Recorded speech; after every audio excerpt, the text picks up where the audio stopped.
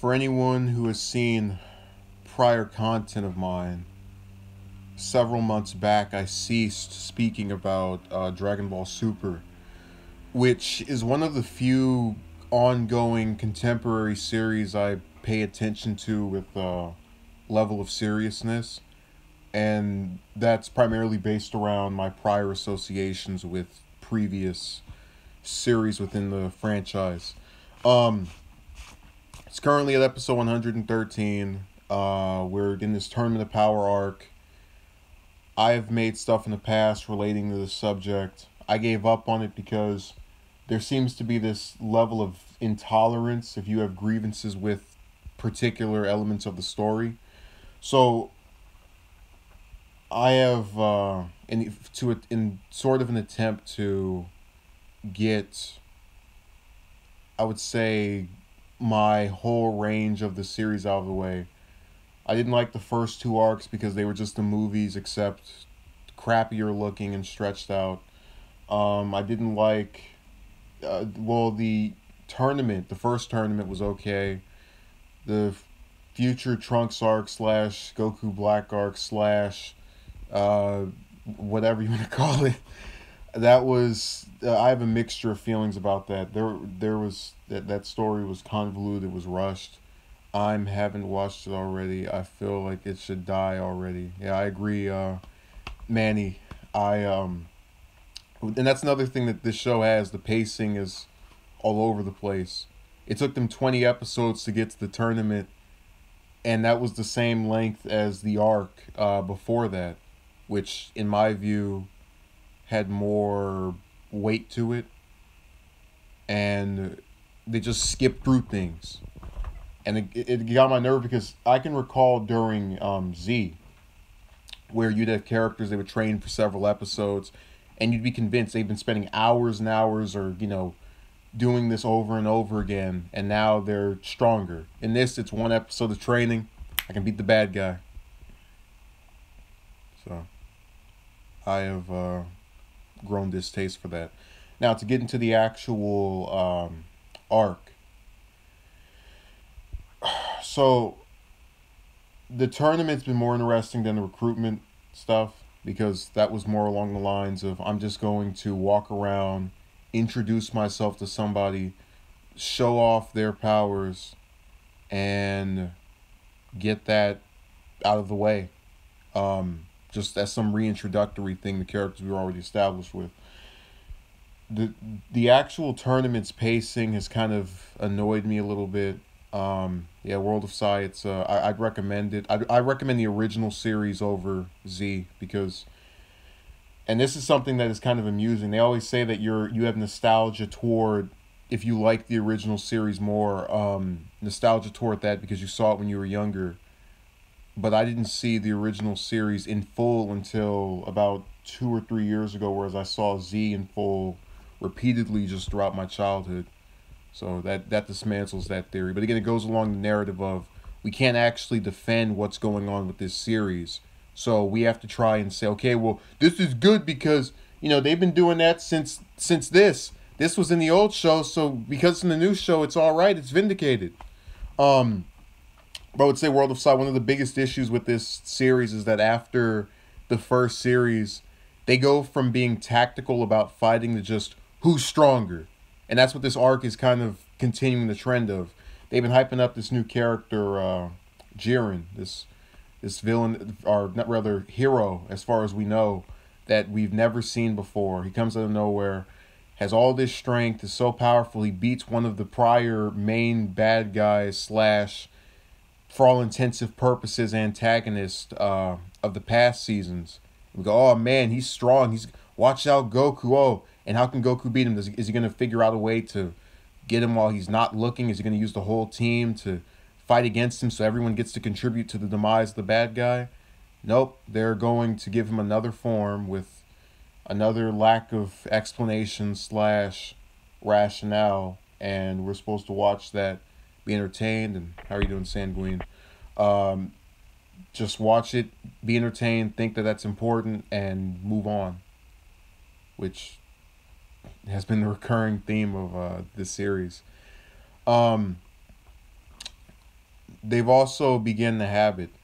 And it's strange because during Z and the original series, you didn't have this where it was all centered around Goku, where every single thing that actually happens to a character to make them have some major event slash importance to the story typically has to do with him in one way or the other. Um, you have these villains that he'll fight during the tournament, and most of them and I want you to think about this. Most of the major villains that are in this tournament, barring Frost, who's not even, I wouldn't consider at that top of the pinnacle anymore. Guess who's being hyped to fight him? Goku. Guess who had to go around and recruit everybody and thereby be at the center of every single engagement with the story prior to the tournament even beginning? Goku. Guess who's the first one to get teamed up on and have to, go and battle a gang of various characters from one universe by himself? Goku. Guess who gets to fight not one but two matches during the preliminary, whereas everyone else didn't have to? Goku. So that, and then the thing that gets me is that people will say if you critique that, you are, in effect, criticizing the show over something that's unfair. You can't get mad that they use the main character that often, but I feel it serves to the detriment of others, because if you're going to keep bringing in all these new characters, I'm supposed to care about them, bring back the older ones who actually in prior shows got to have their, day in the sun or otherwise have their attention. What is the point of me caring about anyone else but Goku? And I really, they don't, that's an argument I've made before. I had another video about that. The Goku show is what this series should be called. But the tournament's pacing has been hit or miss. There's episodes just nothing happens. Like this last episode, I can't remember anything other than Goku fights the two female Saiyans, Kale and Khalifa, for the whole episode, and they're just trading blows, and there's a little bit of dialogue. And, we see the preview for the next episode, which I'm assuming all of you have seen. If not, I'll spoil it. And I'm bringing it up because it's why I'm not excited for the rest of this tournament that much anymore. They have this problem where they think the only way you can advance a character in terms of strength is by giving them a new form. So they gave which one is it? They gave Khalifa both the original version Super Saiyan and then Super Saiyan 2, which it took, the actual protagonist of the series hundreds of episodes to unlock, in just right back and forth. And I thought that was a continuation of a major problem with this entire franchise post the original series, where the only way you can win, the only way you can be stronger, the only way you can actually accomplish anything is just by being, the guy who has the most strength. But I've made the argument before, and I don't want to retread on that. It is what it is. So another area of critique is, I don't know where this, and this is kind of, it's not necessarily the arc, but more of the series as a whole. I don't know where they would logically go from here, because if you're going to have this major tournament where it's all of the universe's gods, and it ends with, our universe, or Universe 7, where all the main characters are from, staying around, and what could top that? And that's what's kind of irritating. It feels as if, and, people will say, oh, well, it's making money, but is it just a cash grab, or is it an actual attempt at telling a good story? That's one of the things I've had a difficult time grasping over the past 2 years since this series went into syndication in Japan. What else do I get at? And this is kind of why I don't like generally making content in relation to, not even just Dragon Ball, but just shows in general, because I'm always convinced someone else speaks about it better. Yeah, legendary winner. There are some strange occurrences here. I'm not going to argue against it. I have my grievances as well. Also, I like that the Naruto avatar. I might talk about that eventually, only if that's wanted by popular demand. You go and look at Geekdom. You look at Hell Xeon. There are various people on here that have more eloquence and can actually convey the topic easier than I do because I don't want to say I'm a casual viewer, but the arguments I would make are more so directed toward the arc in general. So I could break down what my grievances were with episode 113 because I just saw it.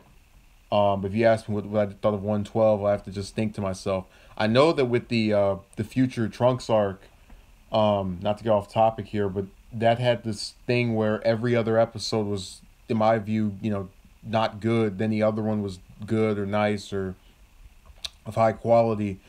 It's a strange factor. I don't watch it. I'm just enjoying. Yeah, that again. Don't worry about it. I will. I'll definitely have something of a more usual standard topic. Again, this is why I didn't necessarily want to push this out. But I figured if I didn't get to it, I would eventually, let down whoever was seeking it out. So I'll probably cut it off within the next minute or so. I'm just making sure that I live up to the promises of my channel and trying to have certain content be created. Well, I'm aware of that, Sanguine, but it's also toward the idea of this is a topic I'm familiar with, but it's not necessarily something I'm really that interested in where I speak about it often. I think it lacks, or some are just illogical. No, the problem with the show is that there is in my view, the only reason it's really around is because all of the other merchandise was selling really well, and they figured, okay, well, if we just try to tell a story through the games, nobody's going to pay attention to that. Oh, I know. Let's make a new series where we get writers who, for all intents and purposes, just aren't dedicated toward a coherent narrative with an episodic basis that actually gets people. That's why you have some episodes that are really good, and they're usually those standalone ones where you don't have to worry about, oh, was the last one matching up to this one? Was the one after that going to match up to this one? It's more so rooted in it lacks consistency because there is no consistency within the production team. That's why you have people who will harp on some episodes looking great, others looking by their standards mediocre. I actually, and this is something people never bring up when I critique the series, I generally stay away from the attempts at the various people criticize the art that's in the show, and I stay away from that because I understand the difficulties of drawing. The problem is these are professional artists. I'm not, and they're getting paid for that. I'm not. So if my stuff would look rushed, it would be because I have something else I have to do. That literally their entire job is just to sit there, sketch out whatever, and then put it on TV. At least for the people who are behind the storyboards. Which that's another grievance I have with this series. With this, in particular, its manga adaptation. We get one chapter a month. Generally, with mangas, we're getting one chapter a week, and that irritates me because, as far as I know, the guy that writes it or draws it rather, what was it, Toyotaro? All he does is sit at home and just that's his only job. And again, I know it's possible to do it quicker because we've seen people do it quicker over the course of decades where they were putting stories out by week. So I have various issues with this. And his Tournament of Power arc in the book is looking way different from the one in the show and more interesting. That's another thing that I have where I have a more higher opinion of the manga adaptation rather than the actual series. Because I think it looks better. Its story is many things that weren't explained in the show are explained through there, and there aren't as many inconsistencies in my view. Now, some have made the arguments because they have different writers. Some made the argument because it's not weekly that the manga is that way. But it is what it is. I prefer the manga to its motion counterpart. And apparently, I'm not the only one who feels that way.